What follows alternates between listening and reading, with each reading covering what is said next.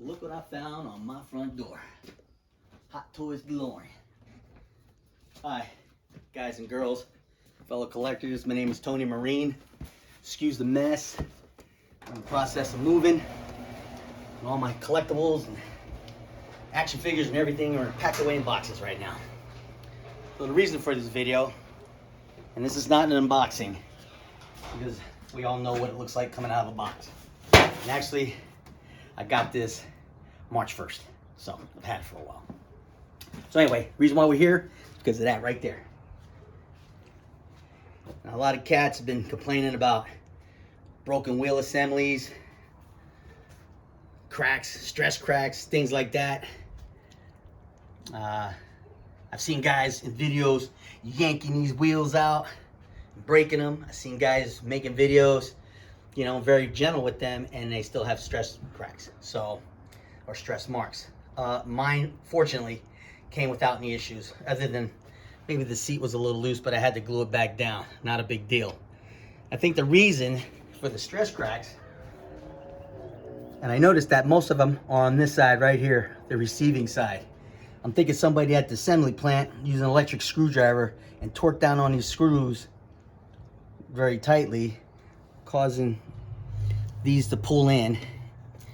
And that's why I think, my opinion, is why you see certain stress marks and things like that. So the first thing I did when I was watching all these videos was taking these screws and backing them all out. So Rudy, that's what I meant when I was explaining that I backed the screws out. It did seem to relieve some stress. Again, I don't have any stress marks or anything like that.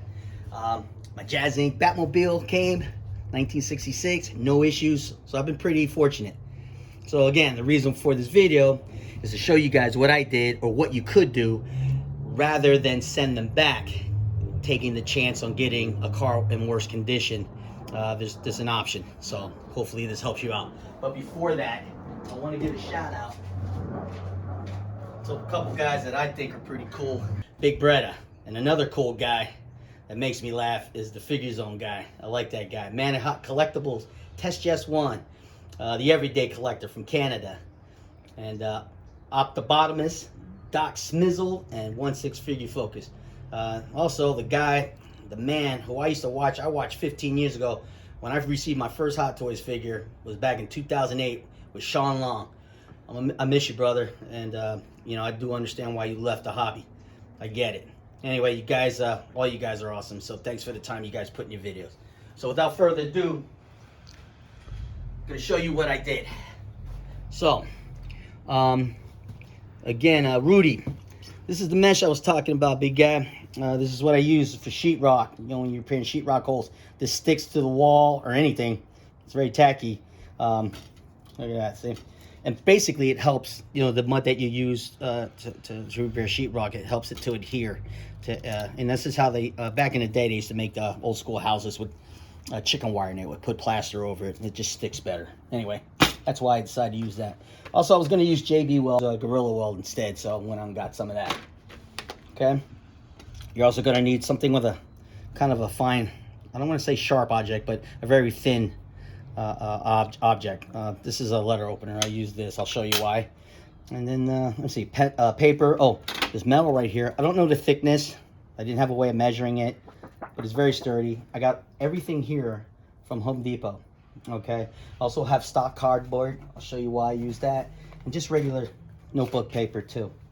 All right. So here we go. Oh, and a pair of scissors. Again, I told you I backed out all the screws.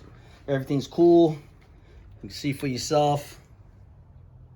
You know, down there, I got no issues. Same on the other side. You know, yeah, so far so good, I think. Yeah, so I've been pretty, you know, fortunate again.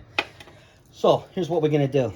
You're gonna take the notebook paper, you're gonna take a pencil, and I don't know if you guys ever did this back when you were kids, but you know, you do those pencil shadings, and I did that on a notebook paper. You can use tracing paper too, to get this shape right here. So once I shaded it in, I was able to get, you know, the dimensions, or, you know, proper measurements of the thing I'm going to be covering up. So then you take this piece, and you take a piece of stock cardboard, place it on there, trace it out, and you're going to cut that out. It's going to look like this in cardboard. Also, doggone it, sorry about that, guys. So I only did the front. You can use this on the other side as well, on the other side of the car, and you can use it on this side. Again, it's only for the receiving side because that seems to be the side that always cracks. All right, now this fits perfectly. It's a perfect trace. And this piece right here, I cut out and then I taped to the side. But all right.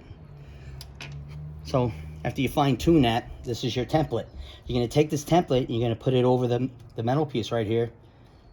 You're gonna line it up. That's how you get a nice good straight edge. And you're gonna take your pencil and you're just gonna trace this out over the metal. You can cut the metal with a pair of scissors. You don't need a shears or anything like that. Once you have that shape, it's gonna look like this. Okay? The reason for the sharp side, I keep saying sharp, I don't want you guys cutting yourselves, but take something with a nice thin edge. You're gonna take the metal piece that you cut out and you're gonna fold this over. Take your time doing it. This is my third time, so, you know, I was able to finally, you know, there you go, line it up and just get a nice bend in, you know. And you can form it that way with this. Once it's done, it's gonna look like this. Excuse me, oops, I jumped a step. It's gonna look like this, okay? Right, this is a little rough cut, but you're gonna place that there over that area, okay? And it's supposed to look like this, okay? Just work with it, maybe trim it down a little bit, you know, just make it to fit. Once you're happy with what you have, you're gonna take some black spray paint. I use flat black, or you can use semi-gloss, but to get how I get semi-gloss, I build models, but I just kind of rub it, particularly if you're painting on metal, and you get a semi-gloss finish. Okay, oh, sorry. You're gonna take this mesh, Rudy, again, this is for you, brother. The mesh, I just cut out, same thing, I used the template to cut out the shape of the metal here, and this is how you're gonna place your mesh. It sticks, like I said, it's a little adhesive, so it sticks to the metal. You're gonna take your 2-part epoxy. I'm not gonna do it right now. Just give you an idea. Again, there's nothing wrong with my vehicle as of now, but just in case. But anyway, you're gonna mix a 2-part epoxy and just, you know, spread it in like that, okay? It's gonna look like this, okay? Well, it would look like this, but again, the screen helped to adhere it to the plastic. Be very neat. I have OCD, so I try to be neat with everything I do. Now you're gonna take this piece, once it's all painted and it has the epoxy on it, and you're gonna place it in this area, just like so, okay? There we go. And that's what it'll look like when you're done. Look at that, it's practically invisible. Okay? Show the front a little bit there. Yeah, there we go, right there. Yeah, look at that, huh? You can't even see it. You wouldn't be able to tell unless I told you. Anyway, that's what I did. You could still pull in the wheel and pull it out because the limit line is right there. Yeah, there we go. You can see it. You can see the limit line. Okay, so there it is. So, I think I covered everything. I think that's about it. Oh, somebody, I can't remember who it was. Could have been Doc Smizzle. I can't remember, but somebody was asking how I got my figures in here to make it look somewhat natural. So what I did was I took Doc Brown's feet off. I got that idea from another collector, and just placed them in there to try and make them look as natural as possible, moving them forward, you know. Oh, also have him dressed as he was, or close to how he was when he rescued Marty off of the roof. Marty's in storage, so I'll have to find him. Everything's in boxes again. So in any case, and then you shut the door, and you know, his head doesn't hit the top, and he's good to go. Anyway, look, I hope this video helps you guys and girls, and you know, just don't forget to hit that like and subscribe button. I always want to say that. You don't have to if you don't want to. I don't care. But I hope this helps the guys in the community, the people in the community that collect. It's just an idea I had, and I hope it helps. Peace out, brothers. Take care. Happy collecting.